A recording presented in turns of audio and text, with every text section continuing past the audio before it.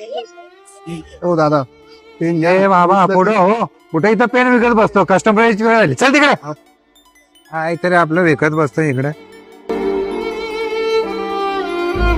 हो दादा पेन घ्या ना, खूप चांगले पेन आहेत बघा ना. हो कसे आहेत? कितीला आहे? दादा 80 रुपयाला पूर्ण पाकिट आहे.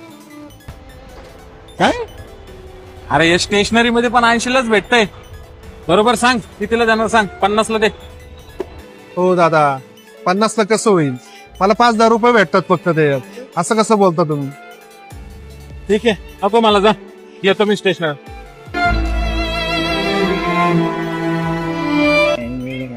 हो दादा पेन घ्या ना, खूप चांगले पेन आहेत. नको आता. बघा तर एकदा, नुसतं बघा तर. अरे नको खूप दादा, चांगले पेन आहेत, छान तुला पेन आहेत. सांगितलेलं कळतं का बाबा, नको म्हणलं ना तुला. हो, पण बघा तर चांगले पेन आहेत. अरे बाबा, मी तर काय साधे सुधे पेन वापरणार वाटलो का? 200-300चे पेन वापरतो मी, असे रोडवरचे पेन नाही वापरत मी.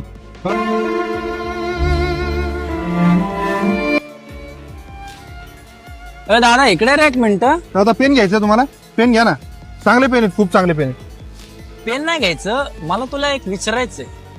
काय विचारायचं बोला ना. भाऊ, दिसायला तर तू व्यवस्थित दिसतोय, कपडे पण चांगले घातलेस, मी असली काम कशाला करतो, चांगली नोकरी करते. भाऊ मी शिकलेलो आहे, सिव्हिल इंजिनियर आहे, मला 70,000 रुपये पगार आहे. काय 70,000? मग पेन कशाला विकतोय तू? हे मी माझ्या वडिलांसाठी करतो. आयुष्यभर वडिलांनी मला रस्त्यावर पेनं विकून उच्च शिक्षित केलं, इंजिनियर बनवलं. आणि एके दिवशी रागामध्ये मी त्यांना म्हणलो, तुम्ही आमच्यासाठी केलंयच काय? त्यावेळेस आई मला म्हणाली, त्यांनी जे केलंय ना ते तू एक दिवस रस्त्यावर करून बघ, मग तुला कळेल की त्यांनी तुझ्यासाठी काय केलं.